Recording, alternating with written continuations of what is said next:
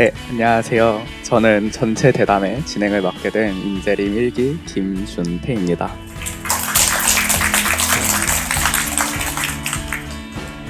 네, 이번 시간은 교수님들의 학문과 인생의 이야기를 듣기 위해 마련되었습니다. 이 자리에 함께한 장학생들이 사전에 많은 질문들을 보내주셨습니다. 그중 몇 가지를 선발하여 제가 장학생을 대표하여 교수님들께 여쭤보도록 하겠습니다. 네, 먼저 교수님들의 학문 여정에 대한 많은 질문들이 있었습니다. 가장 많은 학생들이 궁금해했던 질문을 먼저 드려보겠습니다. 해당 분야의 공부와 연구를 시작하게 된 계기가 있으신가요? 그리고 이 길이 맞는가에 대한 회의나 불안은 없으셨을까요? 선택한 길에 대한 확신을 어디서 얻을 수 있는 것인지 질문드리고 싶습니다. 저 대학교 다닐 때부터 수학을 좋아해서 경제학을 하게 됐어요. 네, 그래서 프린스턴 대학 갈 때 또 뭐 수리 경제학을 하겠다고 가서 이제 어떻게 해서 게임 이론을 하려고 했는데 문제는 논문을 시작하는 게 쉽지가 않습니다. 미국 대학에서 요구하는 것이 새로운 아이디어를 만들어내야 되는데 이게 새로운 아이디어를 만들어낸다는 것이 이게 쉬운 작업이 아니에요. 근데 더군다나 내가 그런 경험을 해본 적이 없고 그래서 그 대학원 3학년 때 내가 이 길을 왜 왔지 하는 생각을 갖다가 여러 번 했어요. 그리고 내가 여기서 그만둘까 하는 생각도 여러 번 했습니다.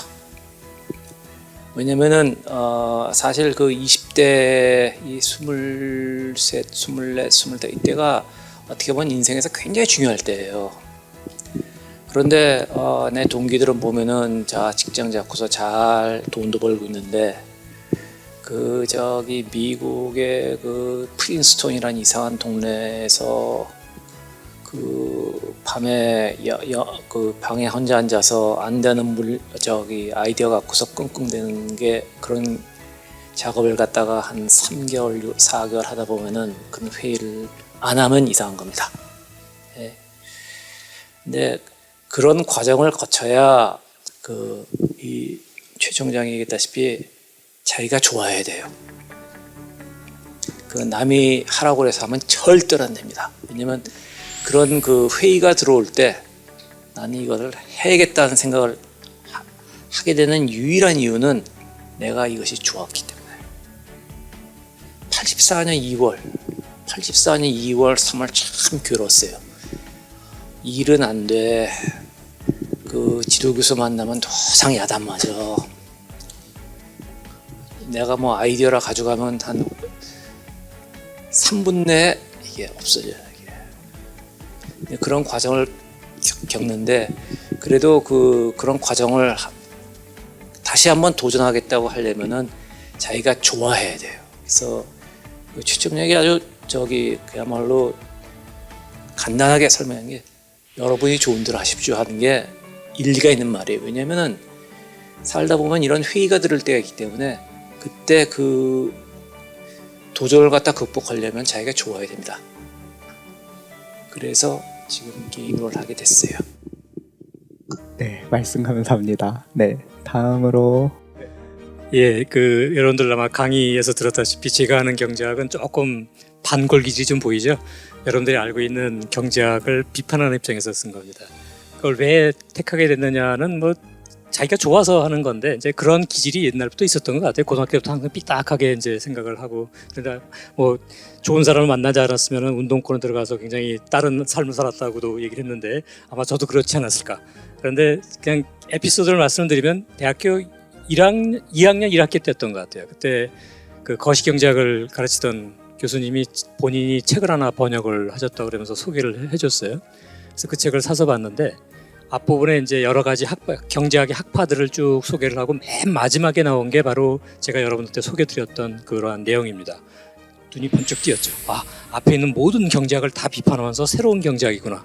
그 다음부터 사실은 저는 그때부터 유학을 간다고 생각을 했었기 때문에 문제는 국내에 도저히 그러한 자료가 없습니다. 지금처럼 편안하게 자료를 했던 때가 아니었기 때문에 그때 뭐 서울대 친구들 저는 고대 나왔으니까 서울대 친구들, 서강대, 연대 친구들 다 해가지고 아니면 미국 문화원, 영국 문화원 다 프랑스 문화원까지 가가지고 다 책을 뒤져가지고 거의 독학하다시피 공부를 했던 기억이 납니다. 그래서 굉장히 우연하게 된 건데 결국은 그런 주제를 책한 건 자기의 성향에 맞았기 때문이다라고 생각을 하면 돼요. 그게 마지막 질문하고도 마찬 연결이 되는데 물론 여러 가지 중간에 어려움이 있었지만 계속 유지를 할 수 있었던 건 내가 이거 굉장히 좋아한다, 경제하기 좋고 그 다음에 앞에 여러 사람들이 얘기한 거를 비판적으로 볼 수 있고 그걸 비판적으로 또 대안을 제시하려고 하는 그러한 것들이 그러니까 내가 진짜로 좋아서 하는 거기 때문에 계속 이어져 왔던 것 같고요.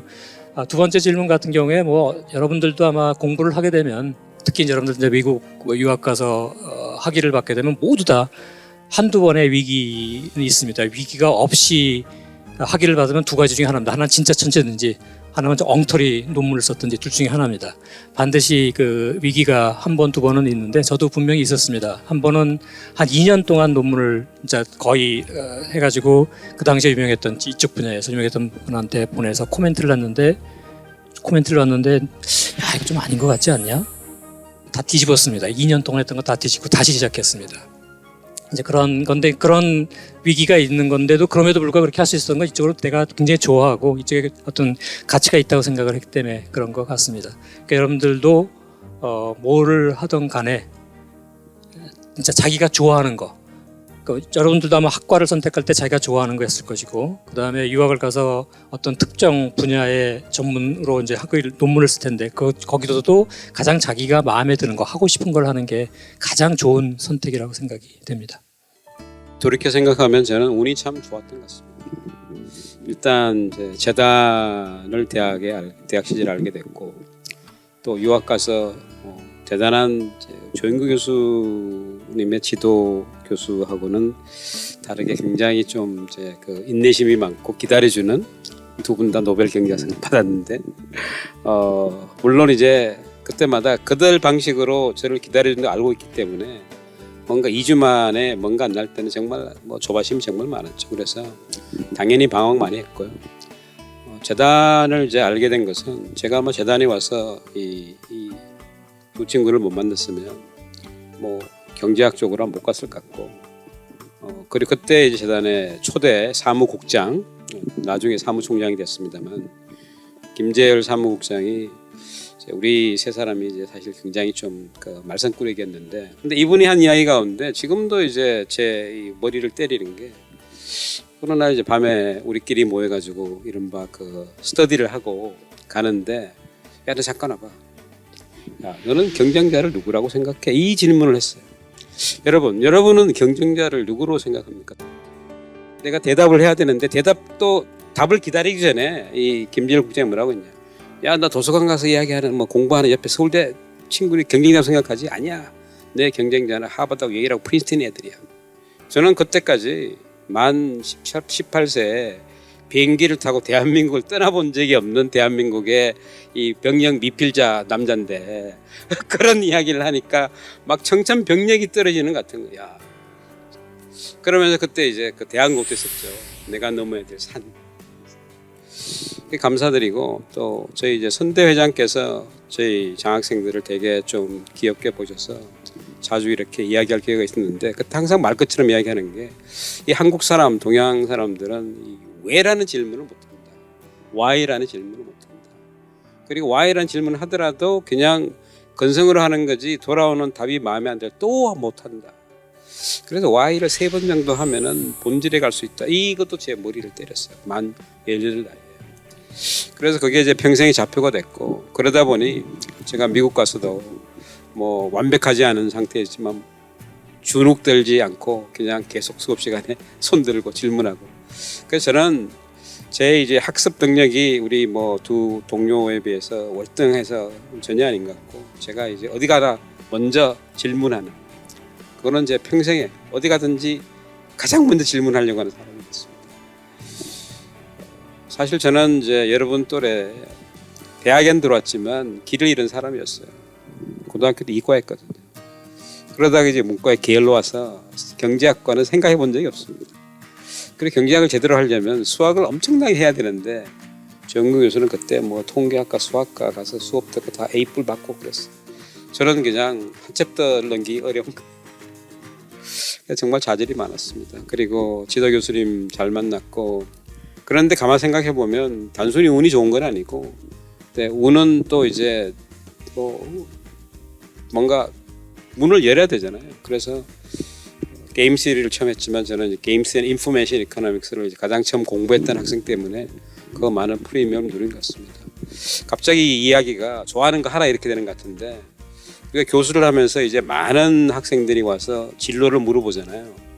지금은 한국에 이른바 법학 전문학이 생겼지만 초기에는 미국의 로스쿨 관련 친구들이 많았어요. 제가 물어봅니다. 왜 가려고 하니? 우리 또래 애들이 다 가요. 그래서 내가 세상에 그런 게 어디 있냐. 그래서 잘하는 걸 하겠다는 거야. 그래서 잘하는 거 다 하는데 좋아하는 거를 하면은 더 잘할 수 있게 될 수도 몰라. 이런 이야기 했거든요. 근데 그건 뭐 여러분의 선택이죠, 그죠? 지금 이 순간에도 여러분 아마 내가 여기 왜 있나 기회비용 생각하고 그냥 뭐 엄청난 거 생각할 수도 있어요. 그런데 하여튼 인생이란 건 나중에 이제 긴 시간을 지나봐야 하는데, 그렇지만 순간순간이 뭔가 그래도 자기한테 즐거움을 줘야 살아갈 수가 있잖아요, 그죠?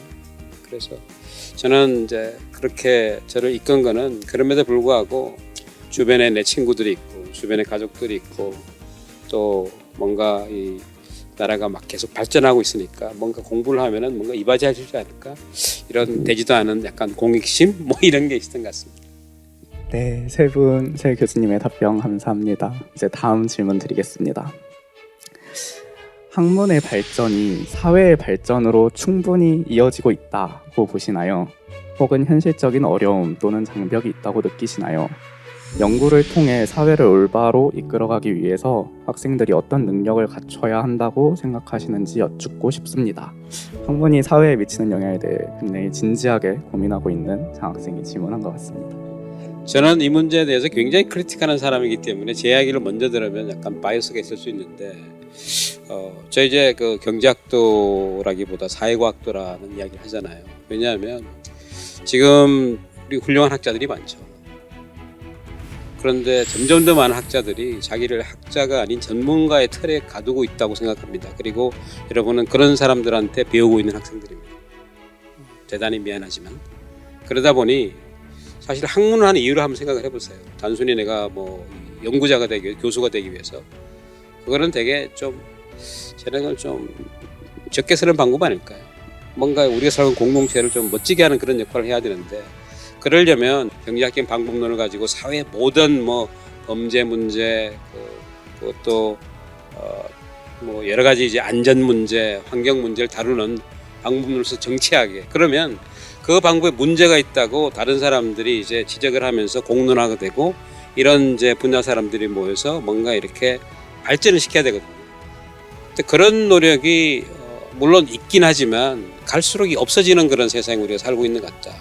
특히 한국 사회에 있어서 학문이 사회 발전에 이바지하려면은 지금 갖고 있는 그런 이제 연구를 하는 방식에서 튀쳐나와서 뭘 해야 되는데, 말은 쉬운데 이렇게 하려면 일단 우리 대학이 바뀌어야죠. 그리고 교수를 평가하는 방법이 바뀌어야 되고요. 그리고 이 여러분이 평가하는 방법이 바뀌어야 됩니다. 저는 이제 이 개혁 리폼이라는 거를 정말 많이 썼고 그리고 연구도 하고 했는데 혁명보다 더 어렵다 그럽니다. 왜냐하면 혁명은 세상 완전히 갈아엎는 거잖아요. 그런데 개혁은 시스템을 유지하면서 바꾸려고 하는 거니까 훨씬 더 어렵습니다. 우리 사회가 지금 목도하고 있는 것이 약간 이야기가 어긋나는데, 우리가 선진국에 들어왔지만 21세기 들어와서 지난 24년 동안 IMF 외환위기를 맞으면서 IMF가 우리한테 하라는 개혁 이외에, 또 제가 전공한 이런 무역 자유화 이외에 우리 사회가 더 멋지게 하기 위해서 이런 개혁이 하나라도 있는지, 우리는 왜 못하는지, 또 다른 엄청난 위기가 와야 되는지. 누구는 그러더라고. 우리 위기에 강한 DNA를 가졌으니까 위기가 왔으면 좋겠다. 누구는 뭐 이렇게 이야기했죠. 그냥 미지근하게 끓는 물에 있는 개구리처럼 위기를 모른다. 그래서 개별적으로 훌륭한 연구자 많고, 특히 대단한 우리 3세대 학자들 뭐 대단한 논문 많이 냈고 플레이스먼트도 미국의 탑 대학 가고, 근데 그건 시작인 거죠.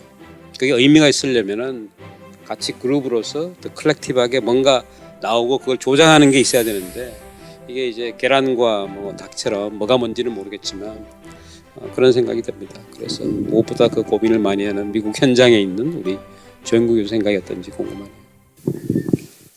최병일 총장 그 어드바이저 얘기를 하겠어요. 그 어드바이저 중에 한 사람이 그 노벨상을 받은 그 폴 밀그롬입니다. 그 사람이 그 어떻게 보면은 그 게임 시어리스트 중에서 아주 최고의 인물인데 그 사람이 한 일을 내가 설명해 주겠어요. 그러면은 이 우리가 학문이 사회에 어떠한 공헌을 할 수 있는가를 갖다 우리가 알 수 있을 겁니다. 1995년에 어떤 일이 있었냐면은 그 1995년에 그 미 국회에서 경제학 분야 그 미국에서 그 내셔널 사이언스 파운데이션에서 경제학을 지원을 많이 해요. 우리나라 연구재단 모양 저 연구비를 많이 지원하고 있습니다. 근데 이 경제학자라는 사람들이 하는 걸 보면은 사회적인 문제에 대해서 얘기를 안 하고 합리적인 인간, 극대화 뭐 그런 얘기를만 한다 이게요. 그래서 그 미국 국회에서 그 하원 소위원회에서 내셔널 사이언스 파운데이션에 있는 경제학 프로그램을 없애요 그랬어요. 그걸 없애서 그 바이올로지컬 사이언스의 그 필드로 집어넣자고 그랬어요. 없애자는 얘기예요. 왜냐하면 그때 바이올로지컬 사이언스는 뭐 DNA 조작 뭐 이런 실제로 뭐가 나오니까. 그때 그러니까 그 경제학 노벨상 받은 사람들이 다 그 공문을 쓰고 그랬습니다. 근데 중요한 거는 그때 어떤 일이 벌어졌냐면은 그 미국에서 그 와이어리스 서비스가 시작할 때예요. 그 삐삐라고 하나? 삐삐. 페이저. 그 이후의 세대지. 이 와이어리스 서비스가 그때 시작할 때입니다. 그러려면 와이어리스 서비스를 하면 이 주파수를 팔아야 될 거 아니에요. 지금 우리나라에서 그 주파수 배당을 갖다가 경매를 쓰지 않습니까? 그 문제가 1995년에 됐었어요. 저기 소련이 붕괴를 하면서 그때 그 군용으로 쓰던 그 주파수가 풀리면서 그걸 갖다 민간 분야에 어떻게 분배를 하는 것이 가장 효율적인 거에 대한 문제를 하게 됐습니다. 그때 그 미국 그 FCC에서 그 최 교수 최병일 총장 그 어드바이저를 포함해서 폴 밀그롬, 윌슨 하고 두 사람 더 해갖고서 그 게임스리 4명한테 종이랑 연필 주고서 그 시장을 디자인하라고 그랬어요. 그 사람들이 그동안 했던 그 학문적인 기반을 가지고서 시장을 갖다 이렇게 그 경매 룰을 만든 겁니다. 그러면서 그 룰이 미국에서 굉장히 성공을 했어요. 첫째, 그 서비스를 하겠다는 사람한테 라이센스가 갔어요. 어떻게 알아? 다들 하겠다고 그러는데 그게 진짜 하겠다는지 어떻게 알아? 근데 경매 룰을 잘 디자인하니까 게임 이론을 이용해가지고서 하니까 다 됐고, 그러면서 연방정부에 돈이 많이 거쳤어요. 요새 그 주파수 하나 경매하면 한 11빌리언 달러 넘습니다. 근데 그걸 디자인한 사람들이 게임 시어리스트인데 현실보다 수학적인 문제에 많이 쓴 사람이에요. 그래서 내 입장은 여러분들이 현실적인 것도 좋지만은 일단 그 학문 그 현실에서 한 발 뒤에서 현실을 보면 현실을 더 잘 이해할 수가 있습니다. 그리고 대학원이라는 데가 어떠냐면 현실에서 떨어져 가지고서 그 현실을 볼 기회를 줄 수 있는 장소예요. 그렇기 때문에 굳이 서두르지 않더라도 학문적으로 이 크리티컬 싱킹을 함으로써 장기적으로 현실에 추가 공헌을 할 수 있다고 생각합니다. 그 예로 가장 중요한 사람이 이 어드바이저예요. 요새 그 경매 이론을 해갖고서 구글이 IPO 할 때도 거기에 관여하고 그러면서 돈을 많이 벌어요. 근데 아무도 뭐라고 안 그렇습니다. 왜냐면 자기 이론을 갖다가 현실에 적용합니다. 그럼으로써 이론이 그 현실에 공헌할 수 있다고 생각합니다. 제가 항상 삐딱하니까 학문의 발전이 사회의 발전일 때 발전의 의미가 뭔지를 한번 생각을 해보셔야 될 것 같아요. 뭔가 달라진다. 학문이 사회에 영향을 끼치는 건 맞습니다. 그렇지만 그 영향이 과연 발전인데 발전의 기준은 굉장히 많을 겁니다. 그 때문에 거기에 대해서는 사회 철학을 하는 분들 입장이 있기 때문에 그 기준에서 봐야 될 것 같고요. 그 다음에 이제 학문을 우리가 보통 자연과학, 인문과학이 아니라 인문학, 사회학으로 나누는데 자연과학은 분명히 영향을 끼치고 소위 말하는 우리가 물질적인 발전을 가져옵니다. 과연 사회과학이 사회를 바꾸려고 하는 그러한 학문인가? 라는 걸 좀 근본적으로 굉장히 방법론적인 얘기인데요. 그걸 좀 생각을 해보면 좋을 것 같아요. 사회과학은 사회를 바꾸려고 하는 거냐, 아니면은 사회에서 일어나는 현상 등을 정확하게 분석하고 그거를 디스크립션 하는 거냐. 일단 그것부터 출발을 해야 될 것 같다는 생각이 좀 들고요. 그래서 그건 약간 방법론적인 생각이기 때문에 제가 다른 분들은 뭐 현실적인 얘기 많이 참여를 하시고 그러기 때문에 말씀드렸지만 좀 더 학문적으로 봤을 때 지금 그러한 질문에 있어서 발전이 과연 무엇인지, 그리고 여러 서로 다른 학문 분야에서 현실과 그 학문 간의 관계는 조금 더 방법론적으로 이론적으로 생각해 보면 좋겠다라고 생각을 했습니다. 네, 교수님들 답변 감사합니다. 네, 다음으로 이제 마지막 질문을 드릴 시간이 왔습니다. 지금의 20대에게 해주고 싶으신 조언이 있으실까요? 그리고 20대로 돌아가신다면 어떠한 역량 혹은 경험을 쌓기 위해 노력하실 것 같으신가요? 네, 자리에 함께한 장학생들이 20대, 30대인 만큼 앞으로의 인생을 어떻게 살아가야 하는가에 대한 고민이 많은 것 같습니다. 네, 여기에 대해 교수님들께서 저희들에게 조언을 주신다면 정말 감사하겠습니다. 이번 제가 먼저 할게요. Boys and girls be ambitious입니다. 일단 여러분들 그 앞길이 창창하게 남아 있잖아요.